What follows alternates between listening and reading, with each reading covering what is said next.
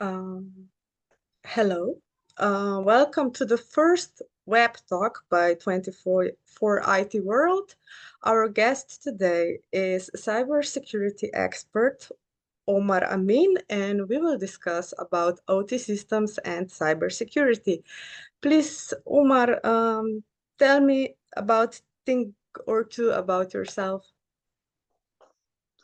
Thank you, Nina. My name is Omar Amin. I'm an OT cybersecurity professional with demonstrated experience across industries and sectors like energy, manufacturing, chemical, and oil and gas sector, with an active involvement in industrial control system community of interest in the UK. My work focuses on helping organizations secure the critical infrastructure and industrial control system across evolving cyber threats. I specialize in assessing OT security postures and aligning with standards. My passion lies in protecting operational processes where cyber risks directly impact safety and availability, and for sure business continuity. I'm excited to share insights with you today how we can actively strengthen OTCP. Okay, so yes, this is really how to say important thing because it's really critical. But often when we discuss about cybersecurity, it's about information technology and what is the difference between IT and OT? Yes, sure. First of all, IT is the information technology which focus on data, confidentiality, integrity, and availability of information. As you know, it is their main point and objective in cybersecurity. So IT think about laptops, servers, cloud, ERP systems, or business critical systems. For OT, it is a different word. OT stands for operational technology, which focus on processes and safety. And availability and reliability are the king attribute for the normal operation. Think about PLCs, SCADA systems, sensors, robots. It is the physical world. So briefly, IT is like the brain. It thinks, calculates, and store data. Where OT, you can think about it is like a muscle and nerves. It's like moving machines, open valve, run train, increasing temperatures. So OT is a physical world more than a virtual world. When you connect them, Industry 4.0, IoT, digital twin, all those stuff have been converged with IT and OT. That's why have been critical nowadays. Because an attack in IT can easily lateral movement to OT. For example, a phishing email in IT could ultimately shut down a production line. Thank you for this introduction, the difference. Yes, because recently all around the world were a lot of OT attacks because infrastructures wasn't working like airports and traffic and things like that. There were also incidents in hospitals, schools, and we will Jesus rather not discuss about the energy sector and other production things. So how to implement cyber in OT? Yes, as you know, OT are often all vendor specific, but the key here is how we can secure that. First of all, for the legacy system, OT have been incorporated from a long time ago because many OT devices run on old Windows XP and 7 or proprietary vendor operating system. You can't always patch that, but there's alternative compensating control, for example, in segmentation, industrial firewall, and compensating security measures. It can be embedded into day-to-day practice of the people in order to detect and identify any cyber threat. And Regarding the vendor protocols, as you know, each vendor use proprietary protocol. Think about the protocols which are very special, like MyPath, Profinet, DNP3. There is a lot. Depend on the system, depend on the sector, depend on the industry. So the reason for this protocol, the security often wasn't designed in, which means I haven't put any security measures in there, like an encryption or authentication, which is very easy for the attackers to utilize them and bypass them and even evade the most stronger technologies because of the lack of security measures in the protocol. Our solution for here is going to deploy deep packet inspection or intrusion detection system that understand these languages or these special contexts. There are a lot of strategy, but my main force strategy is first of all, you cannot protect what you can see. For example, you need to implement an asset inventory which having visibility of the context of engineering and the OT systems. What that means? I mean, when having OT systems, I need to detect the variables that is related to the engineering context, which is, for example, set point in which the engineer wants, for example, increase the temperature, and the process variable, which is the actual measurement of the machine, and the error, which is process variable minus set point. By this way, we can leverage those contexts and can be able to detect. So asset inventory and visibility is really important. The second thing is network segmentation. You need to separate IT systems from OT systems. Not only that, you need to also segregate the OT functions into different zones. Why network segmentation is important is really restrict the lateral movement from one place to another, which create a hurdle for the attacker to explore the infrastructure of the OT system. Number three, definitely it is monitoring. You need to have a visibility into the traffic that is going on with the contextual engineering that I have spoken about it regarding the set point and process variable and the error, and there is also logic design, which is the programming languages of the OT, like the PLCs.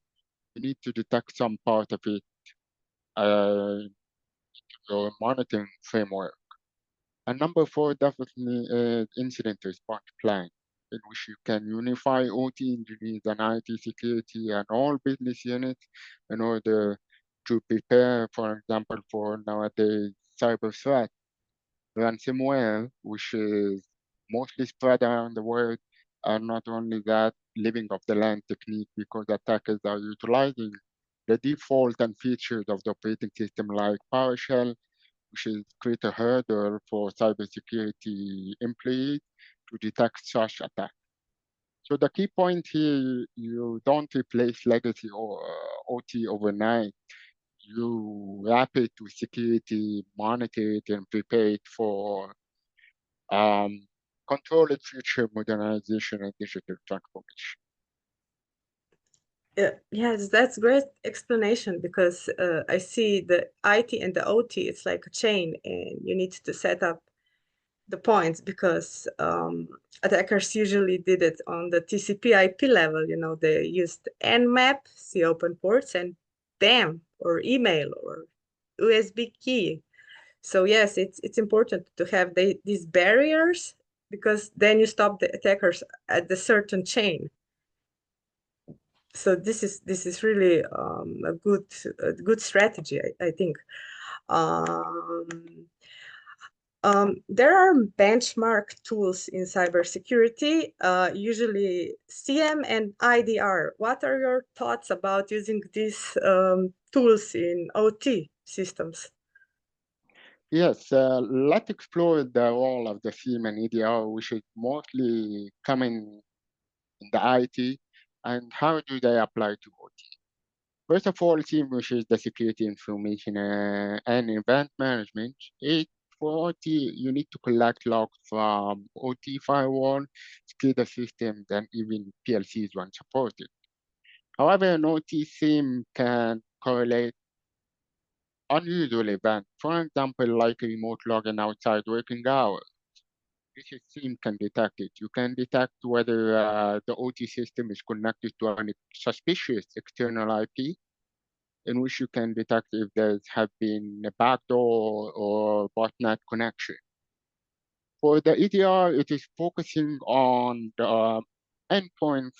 Think about the HMI and engineering workstation in which the engineer can upload firmware, configure the PLCs, and stuff like that. So traditional EDR agents that we have found it, the IT can't really run on legacy controllers or HMIs or engineering workstations. But we can deploy OT-specific endpoint monitoring tools on the engineering workstation or the HMI. For example, detecting when an engineer uploads a suspicious firmware file to a controller or sharing file related to SMB version 1, which is the least encryption of the protocol in which the attacker can utilize the file sharing for malicious files, for copying network topology, for copying firmware configurations, and really can learn more about it. So it is about reconnaissance in this part. So SIEM and EDR is defending the unusual event, the reconnaissance part, in order to make an obstacle for the attacker to explore furthermore in the environment. In the real life, we actually adapt SIEM and EDR to OT, but in a special approach and in a sensitive approach.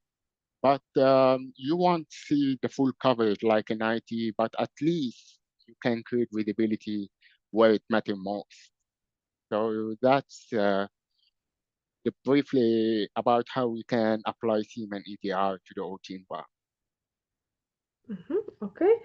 Yeah, this is interesting because I think legacy systems are still in use mainly because they were developed with reason and usually for the critical stuff, if it works, don't touch it. So all we need to protect it until the technology need is to develop something else. The whole logic of our lives changes. For now, we still have hospitals, airports, so I think this is the part where OT systems are staying because they were developed for this reason. So the IT part is often changing the life cycle, the ecosystem, and so on. Thank you. Artificial intelligence, it's the hype right now, even on stock markets. So tell me, what's your favorite AI tool at the moment and why?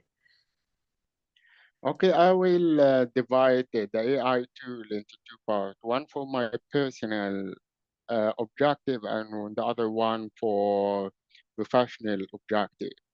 For the personal objective, I would say I'm utilizing ChatGPT with the 5 model. Where ChatGPT can help me identify issues in programming language of the PLCs, for example, because we have a different and totally specialized programming languages for those kind of operating system.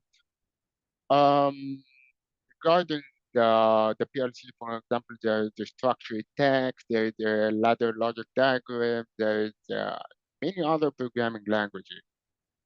I utilize ChatGPT to identify not security best practices found in the coding practices. Also, I can identify backdoor bits that have been injected into the code. Also, there are weak credential uses have been integrated in the firmware itself. And in addition, identify interlock issues. Interlock, which means create a safe operation if something has been failed. So if it's not coded correctly, it will cause safety issues and injuries that might affect the operation and disrupt the production line.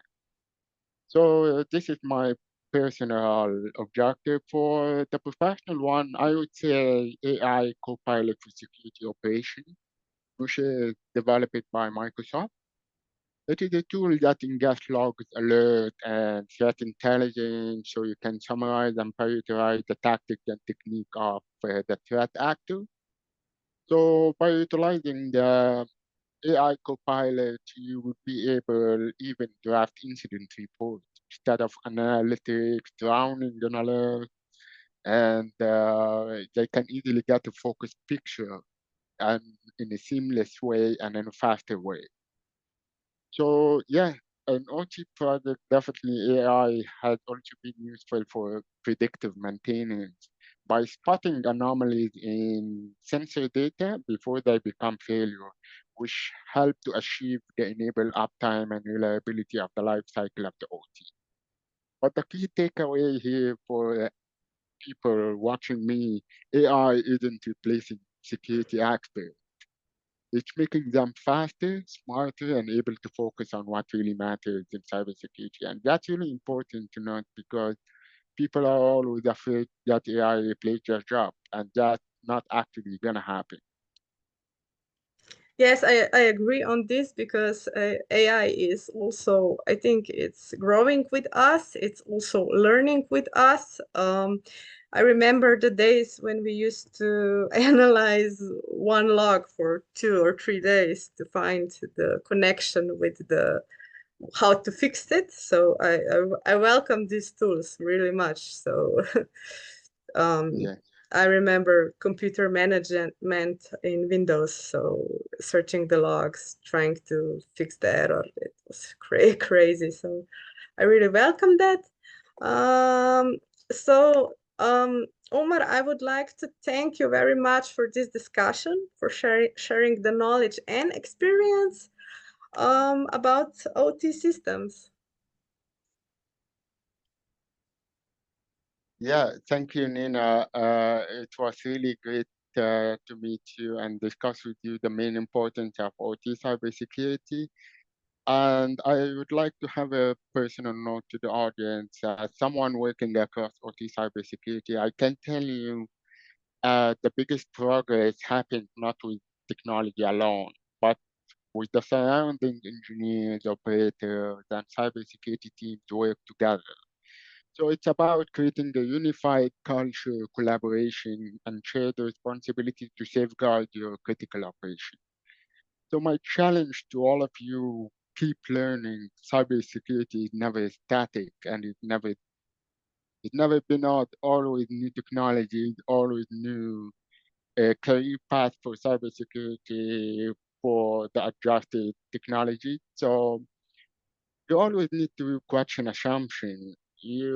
For example, we have always done this way or in the old-fashioned way is truly dangerous in RT system. You need to think more broader, more historical, a broader view of the organization in which you can identify business risk and critical attributes. And for sure, think beyond compliance. It's not about matching standard and regulation. Security is about protecting people, communities, and the critical infrastructure. In the end, cybersecurity is not just about preventing attacks. It's about enabling trust in the system that keep our world running. So with the right mix of people, processes, and tools, we can stay ahead. Thank you, Nina, so much. Yeah, thank you. Thank you also for protecting our lives with your knowledge. And I will also like to thank our viewers for watching. Okay. Thank you.